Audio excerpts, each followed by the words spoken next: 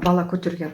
Бірақ ол бала көтерем деп 45 жасында ішкен жоқ. Ол қуықта тас болып пайда, үлкен тас болды.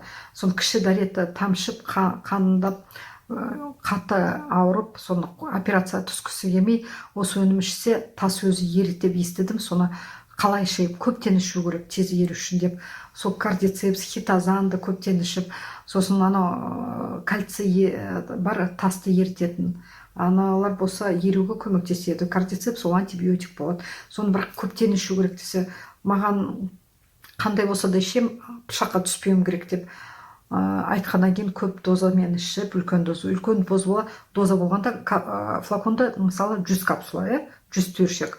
Соны 2-3 күнде ішіп бітеді. Енді адам жаны қиналғаннан кейін обезболивающий ауырғанды басады дегеннен іше берген ғой. Іше беріп, соны шынымен 2-3 күн ішінде ауырғаны жай басылып, соны анда-санда бір ұстап, соны кальцийді көбірек ішіңіз, енді тасты еріту керек дегеннен кальцийні көп ішіп, хитозанды тастамай жүрді, кардицепсті. 8 айдың ішінде тасы түгел құмға айналып шықты сыртқа.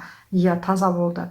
Онымен қосып бұрын шашы түсетін, тырнағы сынатын, өкшесінде шпора сияқты бас алмай қалатын әзер дегенде жүріп барып, сосын әзер жүретін, көп жүрсе де сол табандағы сүйек сияқты шыққан шпора деп қойды. Сонсыз ауыратын, варикозы бар болатын, холецит, гастрит, пилонефрит, оның бәрі, сосын аурулардың бәрі бірге қосса жоқ болып жатыр. Таспен бірге еріп, оның бәрі жоқ болып жақсарып, 8 айдан кейін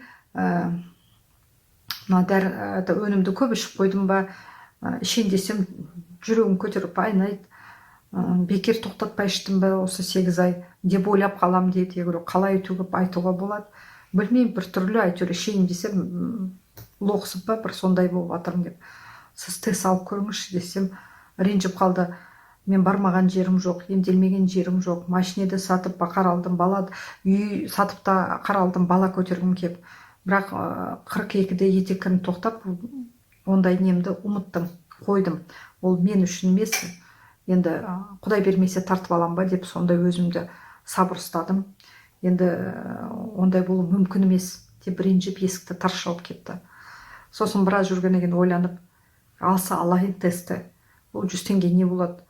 100-ін алдым, 1000-ін алдым, енді 1001-ші қылып ала берейін деп алып, сөйтіп тексерсе, тест положительный болып шығып, содан бірінші Құдай, екінші мына өнім арқасы, қатты жаны қиналып, соны жазылам деп, жатыры түгел жазылып, бала көтерген өзі де білмей қалды. Сондай хитозанның қасиеті, біле беріңіздер.